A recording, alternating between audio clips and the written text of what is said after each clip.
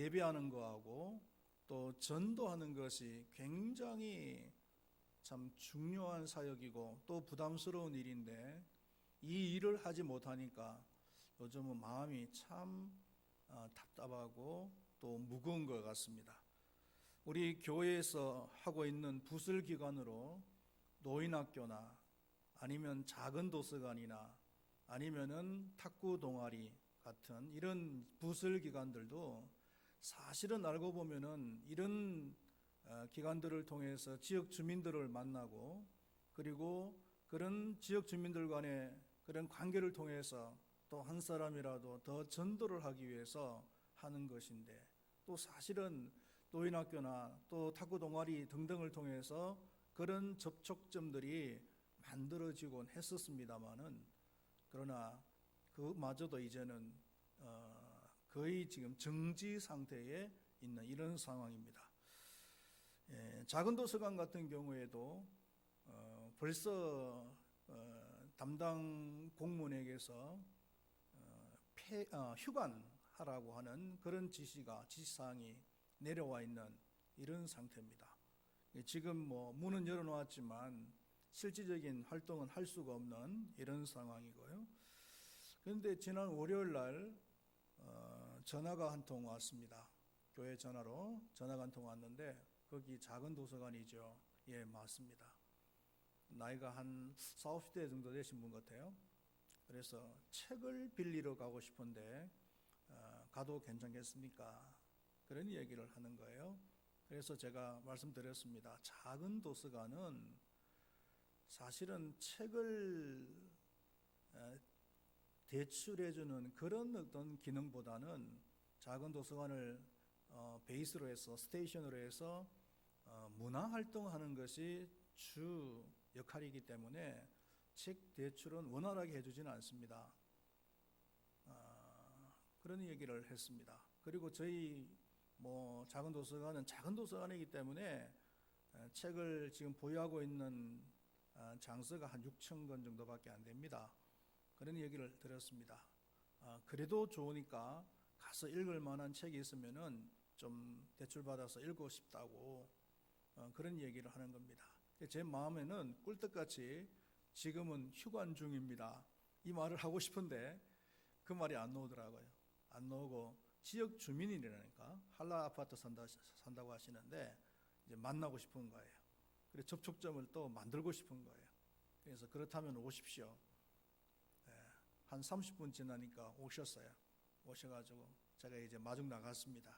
마중 나가서 자, 여기 책이 있으니까 읽을 만한 책이 있으면은 한번 골라보십시오. 주로 아이들, 어린이 중심의 책들입니다. 어른들이 읽을 만한 책들은 그다지 많지 않을 겁니다. 그렇게 말씀을 드렸는데 그 중에도 이제 종종 읽을 만한 책들은 있습니다. 어른들도. 근데 이제 불과 몇 분 안 둘러보시더니 책을 한 권 골라가지고 가지고 오신 거 이걸 대출해 가겠습니다. 그러더라고요. 그래서 제 마음속에 어떤 생각이 드느냐면은 그 책도 사실은 조금 이제 시간이 지난 출간된 지가 이제 좀 오래된 그런 책이더라고요. 그래서 제 마음속에 순간적으로 이분에게 좀 신간을 좀 빌려드렸으면 좋겠다. 신간은 작은 도서관에 있는 것이 아니고 사실은 제 방에 목양실에 있거든요. 제가 이제 사다 보는 책들은 주로 이제 신간들인데 그래서 제가 이제 제의를 했습니다. 혹시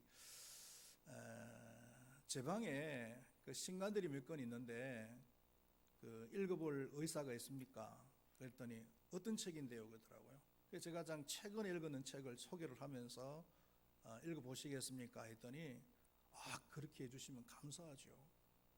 그래서 이제 제가 재빨리 제 방에 가서 책을 가지고 와서 책을 보여드리면서 소개를 했더니 또 책을 잠깐 이제 리뷰를 해줬어요. 해줬더니만은 너무 감사하다고. 그러면서 이제 책을 2권이나 이제 대출을 해갔는데 제가 작은 도서관이 휴관 상태임에도 불구하고 휴관이라고 말을 하지 못하고 한 사람이라도 더 만나보려고 하는 것은 이 전도에 대한 부담, 이것 때문이 아닌가 이런 생각을 합니다. 주님께서는 때를 얻든지 못 얻든지 말씀을 전하는 일에 힘을 쓰라고 우리에게 말씀을 하셨습니다. 그렇기 때문에 어떤 상황 속에서도 우리는 복음을 증거하는 일에 힘을 써야 될 줄로 믿습니다. 예수님께서는 제자들을 선택하신 후에 그 제자들을 전도자로 양육을 하셨고, 그리고 때가 되면 그 제자들을 전도자로 파송을 하셨습니다. 예수님께서 제자들을 보냈을 때 그냥 보내신 것이 아니라 어떻게 전도를 해야 할 것인가를 가르치시면서 제자들을 보내셨다는 겁니다. 이것을 전도의 전략이다, 이렇게 이제 말씀을 할 수가 있는데요. 전도할 때 이 전략이라는 것은 굉장히 중요한 것입니다. 오늘 본문 말씀을 통해서 예수님께서 말씀하시는 그 전도의 전략이 무엇인가를 잠깐 살펴보기를 원하시는 겁니다. 첫 번째로는 5절과 6절 말씀을 보면은 이방인의 길로도 가지 말고 사마리아인의 고을에도 들어가지 말고 차라리 이스라엘의 잃어버린 양에게로 가라. 예수님께서 이렇게 말씀을 하셨습니다. 이 말씀을 잘못 들으면은 사마리아 사람이나 이방인들에게는 전도하지 말라라는 이런 말씀을 들을 수도 있습니다. 그러나 그런 뜻이 아니라는 것입니다. 우리가 성경을 통해서 보면은 예수님께서 사마리아 여인에게도 복음을 전했잖아요. 또 마태복음 15장에 보면은 이방 여인인 그 수로보니게 여인에게도 복음을 전한 것을 우리는 볼 수가 있습니다. 또 사도행전 1장 8절 말씀을 보면은 오직 성령이 너희에게 임하시면 너희가 권능을 받고 예루살렘과 온 유대와 사마리아와 땅끝까지 이르러 내 증인이 되라고 예수님께서 말씀을 하셨잖아요. 거기 보면은 분명히 사마리아와 땅끝까지, 이 땅끝은 바로 이방인들이 살고 있는 지역이잖아요. 그 사마리아 사람과 이방인들에게도 복음을 전해야 된다라고 예수님께서 말씀을 하셨단 말이에요. 그렇다면은 예수님의 이 말씀의 의미는 무엇인가? 가장 가까운 곳부터 전도하라, 이런 뜻이라는 겁니다. 가장 가까운 곳이 누굴까요? 가장 가까운 것은 바로 내 가족입니다.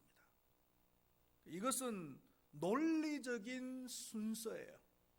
실제적으로 우리가 복음을 전할 때는 가장 가까운 사람이나 가장 멀리 있는 사람이나 동시적으로 우리가 복음을 전해야 되지만, 그러나 논리적으로는 가장 가까운 사람부터 복음을 전하는 것이 맞다는 겁니다.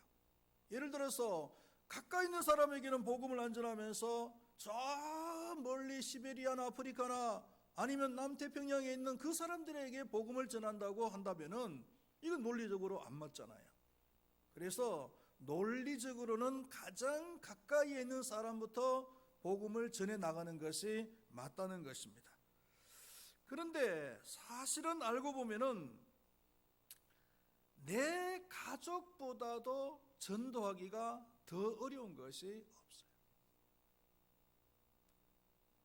다른 사람에게는 말로만 전도를 하면 됩니다. 말로만 복음을 증거하면 되는데 내 가족에게는 말로만 해서 되는 것이 아니라 행동으로 전해야 된다. 또 행동하면은 음매 기주고 이렇게 되잖아요.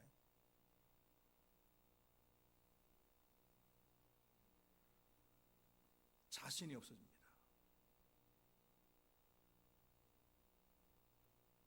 그렇기 때문에 내 가족을 전도하기 위해서는 제일 먼저 해야 될 것이 기도입니다. 끊임없이 내 기도의 양이 채워질 때까지 기도를 해야 돼요. 그래서 우리 믿는 사람들 속에는, 기도 속에는 내 가족들 중에서 안 믿는 사람의 이름이 항상 들어가야 됩니다. 기도할 때마다 내 가족 중에서 안 믿는 가족이 있다면은 그 가족을 위해서 기도해야 됩니다. 디모데전서 5장 8절 말씀에 보면은 누구든지 자기 친족, 특히 자기 가족을 돌아보지 아니하면 믿음을 배반한 자요 불신자보다 더 악한 자니라. 내 가족 중에서 아직까지도 신앙생활을 하지 않는 사람이 있는데 그럼에도 불구하고 그 가족을 위해서 기도하지 않고 그 가족의 영혼을 돌보지 않는다면 믿음을 배반한 자하고 불신자보다도 더 악하다고 말씀하고 있습니다. 그럴 수 있습니다. 지금 내 가족의 영혼이 저주 가운데 있습니다. 그렇게 살다가는 지옥 가는 수밖에 없어요. 그런데 무슨 대학교 합격이 뭐가 그렇게 중요하며, 좋은 대학이 뭐가 그렇게 중요하며, 뭐 결혼하는 것이 뭐가 중요하며, 자녀 낳는 것이 뭐가 그렇게 중요하겠어요?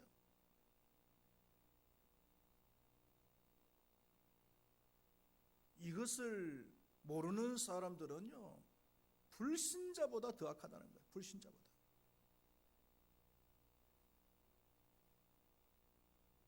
먼저 기도해야 됩니다. 한두 번 기도하고 끝나는 것이 아니라 저놈은 안 돼, 쟤는 안 돼, 이게 아니고 끊임없이 그 영혼을 위해서 기도해야 된다. 그리고 두 번째로는 변화된 행동을 지속적으로 보여줘야 된다는 거예요. 지난주에 그 대구 서현교회 정규만 장로님에 대해서 말씀을 드렸는데, 그 정규만 장로님이 예수님을 어떻게 믿게 됐느냐? 원래는 술 주정뱅이고 아주 난폭한 사람이라 그랬잖아요. 뭐 예수님을 알지 못하고 그렇게 살아갔으니까요. 어느 날 자기 와이프가, 자기 아내가 다니는 교회, 서현교회에서 부흥회를 한 거예요. 그 당시 우리나라에서 유명한 그 김익두 목사님이라고, 그 목사님도 깡패 출신이잖아요. 깡패 출신이 예수 믿어가지고 목사가 된, 부흥사가 된 그런 분이신데, 그분이 오셔가지고 부흥회를 하는데 얼마나 은혜스러운지요. 그래가지고는 저녁 예배를 다 마치고 밤늦게 집으로 돌아왔는데, 그 부인은, 그 아내는 굉장히 은혜가 충만한 가운데서 집으로 돌아왔어요. 그랬더니 이 정규만 씨가 말이죠, 느닷없이 그냥 자기 아내의 뺨때기를 한 대 그냥 날려버리는 거예요. 성질도 더럽죠. 여자가 밤늦게 돌아다닌다는 거죠. 교회를 갔으면 일찍 와야 되지, 이렇게 밤늦게까지 뭘 하느냐는 거예요. 다른 때 같았으면은 자기 아내도 막 남편의 그런 성격을 아니까 악다구를 쓰면서 막 말대꾸하면서 싸웠을 텐데, 그렇지 않은 거예요.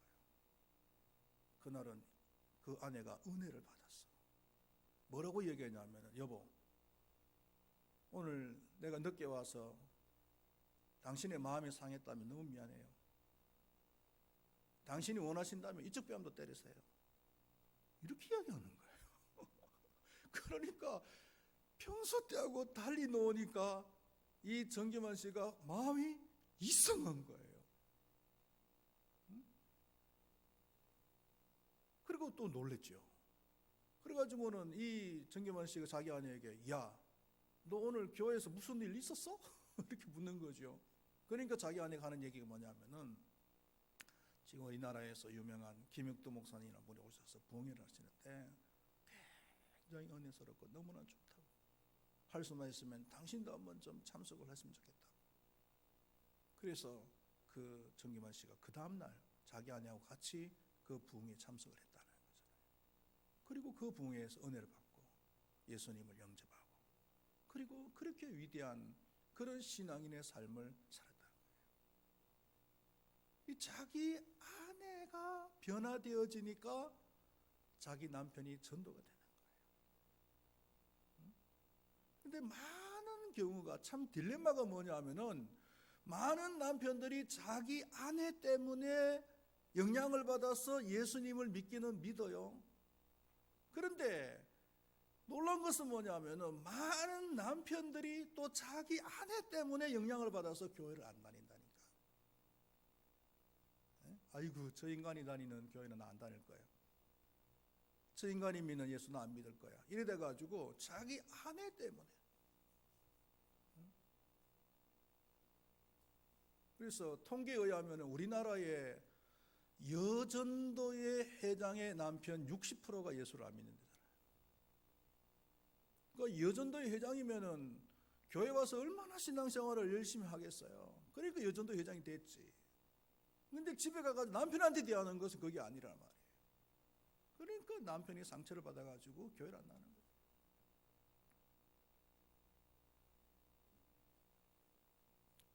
아브라함의 처인 사라는 남편인 아브라함에게 주라고 불렀어요. 주님이라고 했어요. 이게 무슨 의미입니까? 남편에게 최대한의 예의와 그리고 공손을 가지고서 돼 있다는 거죠. 남편에게 아주 겸손하게 돼 있다는 거예요. 남편인데 주님이라고 불렀단 말이에요.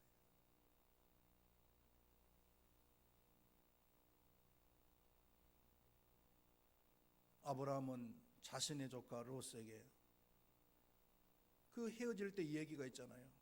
나이가 많은 그 서열이 훨씬 더 높은 그 아브라함이 자기의 가족인 그 롯에게, 조카인 롯에게 우선권을 갖다가 양보했어요. 배려를 했단 말이에요. 멋있는 그런 그리스도인의 모습이 아니겠습니까? 사랑하시는 우리 금바위교회 모든 성도님들이시오, 내 가족을 기억하시기를 바라겠습니다.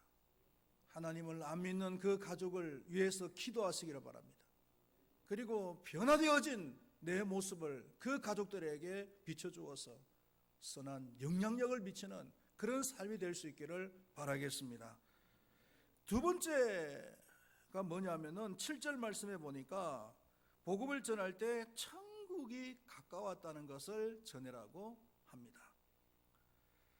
전도할 때 이 지상의 문제만 가지고 얘기를 해서는 안 된다는 겁니다. 예수 믿으면은 뭐 축복받는다, 예수 믿으면은 뭐 건강하게 산다, 예수 믿으면은 뭐 사업이 잘 된다 등등 이런 얘기만 해서는 안 된다는 거죠.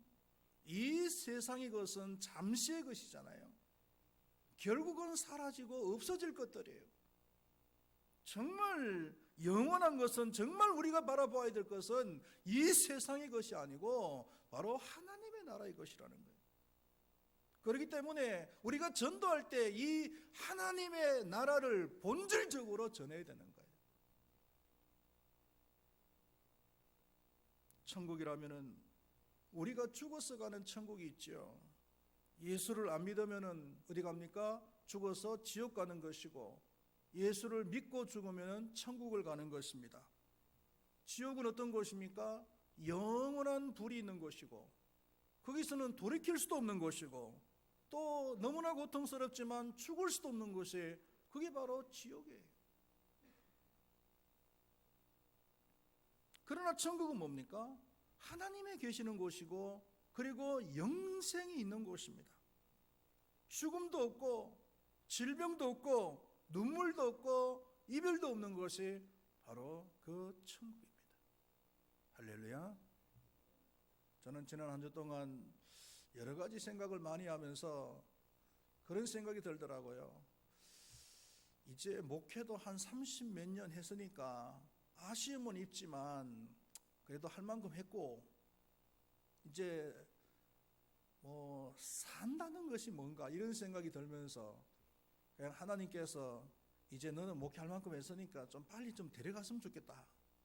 그래서 이 세상에 더 이상 다른 사람에게 부담 끼치지 말고, 더 이상 죄짓지 말고 그냥 천국 가서 하나님과 더불어서 영생을 누리며 살았으면 좋겠다 하는 그런 어떤 마음이 제 마음속에 가득 채워지더라고요.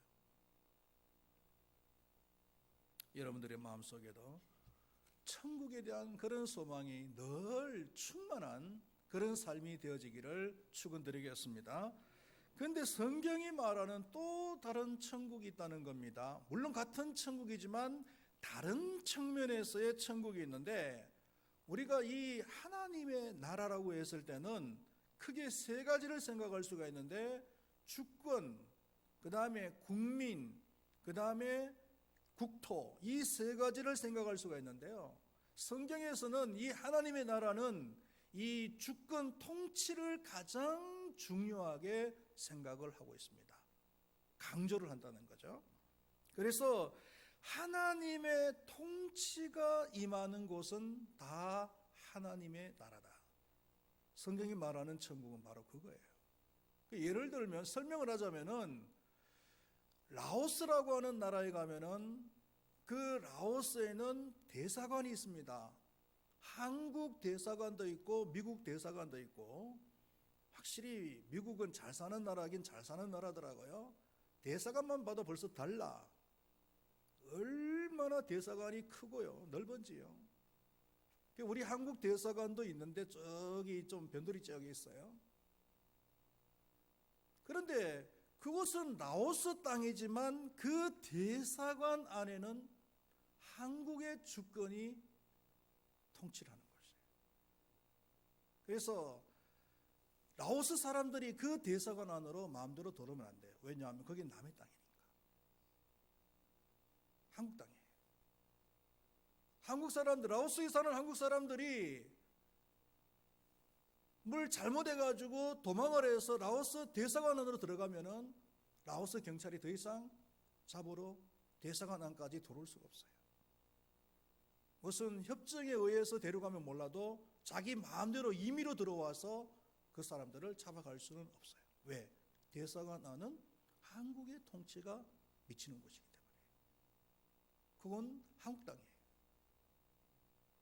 그런 의미에서 하나님의 통치가 임하는 곳은 전부 하나님의 나라다. 그것이 어디에 있든지 간에, 그것이 높은 산이든 아니면 거친 들이든 아니면 궁궐이든 아니면 초막이든 어느 곳이든지 간에 하나님의 통치가 임하면 그것은 천국. 이 큰바위 교회가 있습니다. 이 큰바위 교회가 하나님의 통치가 임하고 하나님의 통치를 받아들이면 이 큰바위 교회는 천국이에요. 그러나 교회의 이름을 달아놓고 하나님의 통치를 받아들이지 않고 엉뚱한 짓을 하면은 이것은 하나님의 나라가 아닌 거예요. 여러분들의 가정도 마찬가지입니다. 여러분들의 가정이 온 식구들이 하나님의 통치를 받아들이고 그 통치대로 살아가면 여러분들의 가정은 천국이 되지만, 그러나 여러분들이 그 하나님의 통치를 받아들이지 않고 그 가장 마음대로 아니면 누구 마음대로 그렇게 그 가정을 이끌어 나간다면 그 가정은 천국이 아니에요.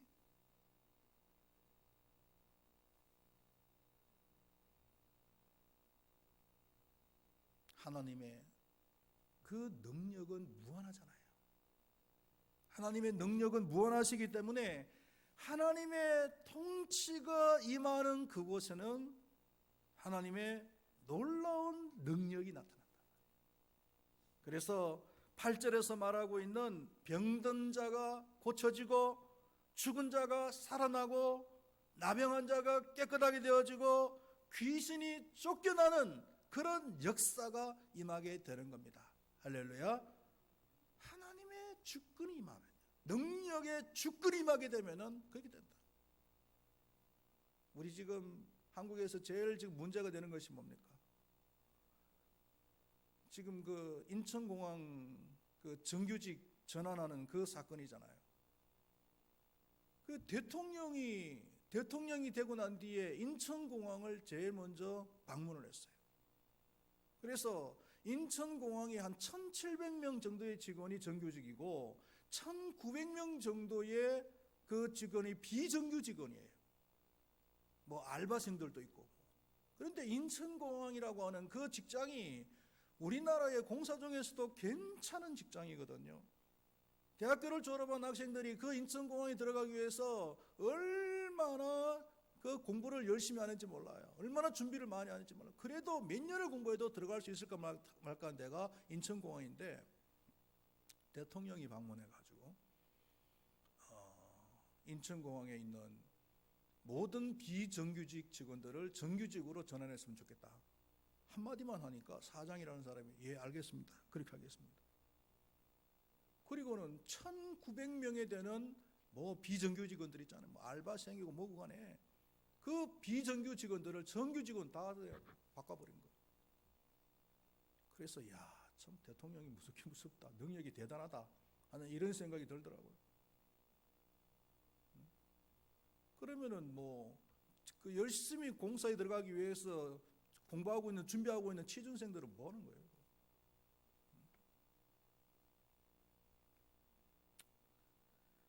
하나님의 능력은 일국의 대통령의 능력하고도 비교할 수 없어요. 믿습니까? 하나님의 그 주권의 능력이 임하면은 죽은 자도 살아나고 병든 자들이 치유되어지고 그리고 나병한 자가 깨끗하게 되어지고 귀신도 물러가는 거예요. 그러니까 하나님의 그 통치를 받아들인다는 것은 다른 말로 하면은 순종하는 거예요. 하나님의 통치가 나에게 임해질 때 그것이 말씀으로든 어떤 형식으로든지 간에 나에게 임할 때 내가 순종하면은 그 순종하는 삶의 현장 속에 이런 놀라운 역사가 일어나는 겁니다. 할렐루야. 그리고 마지막으로요, 8절 하반절에 보니까 그저 받았으니 그저 주어라, 이렇게 예수님께서 말씀을 하십니다. 이 말의 의미는 그저 준다는 말, 그저 받았다는 말은 무슨 얘기냐면은 가치가 너무 커서 값으로 계산할 수 없다는 겁니다. 주님께서 우리에게 주신 그 구원의 복음은 가치가 너무 커요. 그래서 이 세상의 돈으로는 계산을 할 수가 없다는 거예요. 그리고 내 노력이나 내 공로로 되어지는 것이 아니다라는 거예요. 그래서 돈으로나 아니면 어떤 대가를 가지고서 주고받는 것이 아니다라는 거예요. 만약에 여러분들 하나님께서 천국으로 우리들을 인도하시는데 천국행 티켓을 만들어서 돈으로 파신다면 어떻게 됐을까요? 생각을 해보세요. 우리가 신체의 일부를 수술하는데도 어떤 경우에는 막 억대가 돈이 들어가잖아요.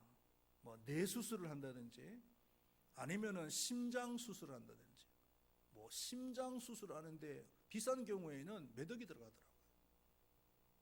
그런데 썩어 빠진 우리의 그런 전 인격을 갖다가 뜯어 고쳐가지고 천국으로 데려가시는데 그 가격을 얼마나 매게 될까?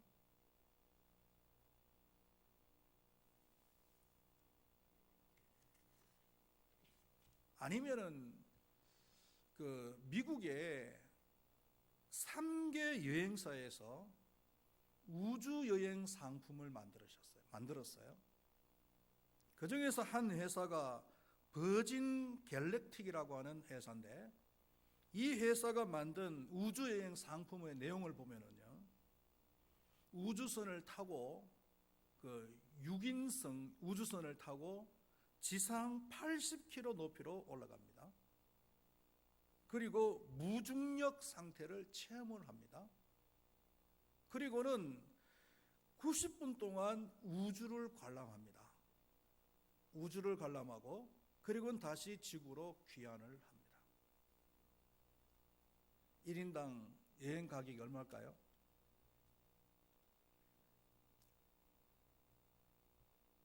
지상 80km로 올라가서 90분 동안 우주 체험을 하고 다시 지구로 귀환하는데 여행 패키지 상품 값이 25만 달러입니다.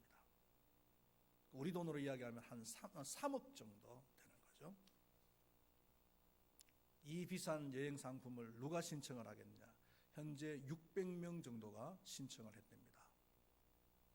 주로 이제 신청한 사람들은 세계적인 부자들 아니면은 디카프리오 같은 부자면서도 유명한 이런 배우들, 이런 사람들이 다 신청을 했답니다. 자, 우주에 한 지상 80km 올라가서 90분 동안 우주를 체험하고 내려오는데 한 3억 정도가 된다면은 우리가 우주보다도 더 높은 그 하나님의 나라에 가서 영원히 살 텐데 그 가격을 얼마로 매기면 될까요? 3억보다는 더 많이 매기게 되겠죠. 30억. 그럼 30억이라고 해봅시다. 자, 30억이 있는 분 손 들어보세요. 30억 있는 분. 네? 예, 여기서 30억 있는 분.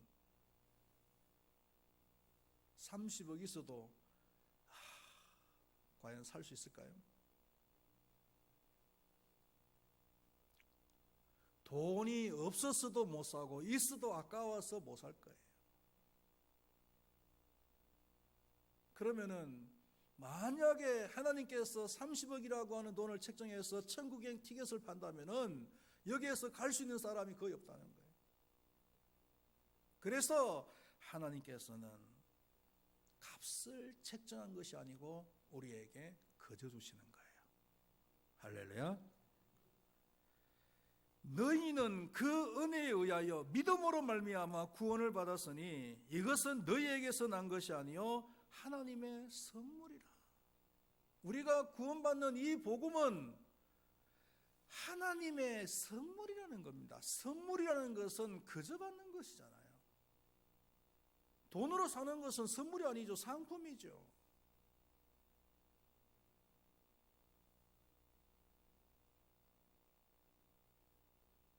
이 복음을 절대로 주고받는 것으로 여러분들 생각하시면 안 됩니다. 우리가 또 한 가지 기억해야 될 것은 뭐냐 하면은 우리가 교회 안에서 헌금한다든지 또 봉사를 한다든지 하는 것들, 이런 것들은 우리가 더 열심히 하고 더 많이 하면 하나님께서 우리에게 더 많은 축복을 해 주실 것이다라고 생각하는 그런 사람들이 있다면은 생각을 고쳐야 됩니다.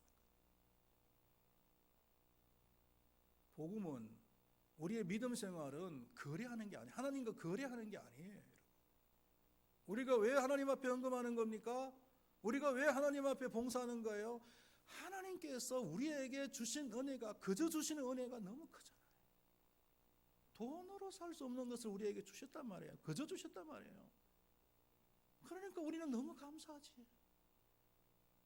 돈으로 매기면 우리는 감히 쳐다볼 수도 없는데 거저 주셨으니까 우리는 너무 감사하니까 우리도 하나님 앞에 거저 감사의 행위로서 헌금하고 감사의 행위로서 봉사하는 거예요.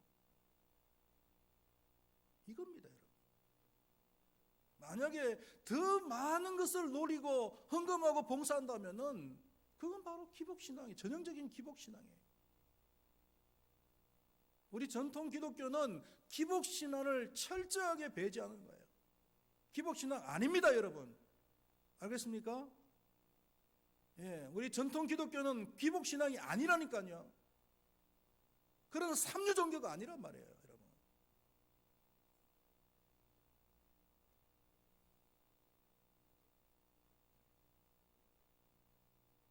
그저 복음을 받아서 구원 받았으니까 그저 감사해서 우리가 봉사하고 그리고 헌신하는 거예요. 이겁니다. 할렐루야. 할렐루야. 여러분, 우리 그리스도인들에게 있어서 가장 중요한 감사가 바로 여기에서 나와야 되는 거예요. 여러분, 중국 폐렴 때문에 복음 전파하는 일이 더 부담스러워졌습니다. 그러나 우리는 그렇다고 해서 손을 놓고 있을 수는 없습니다. 이 상황 속에서 우리가 할 수 있는 대로 최선을 다해서 복음을 전해야 될 줄로 믿습니다. 그래서 우리가 이 상황 속에서 오히려 그런 말이 있잖아요. 자빠진 김에 쉬어서 간다고. 그 상황이 이러니까 그렇다면은 우리가 다른 사람에게 복음을 전하기가 힘들다면은 그냥 내 가족, 내 가족에게라도 더 집중을 해서 안 믿는 내 가족에게 복음을 전가할 수 있는 그런 기회가 되면 좋겠습니다. 기도하겠습니다. 하나님 아버지,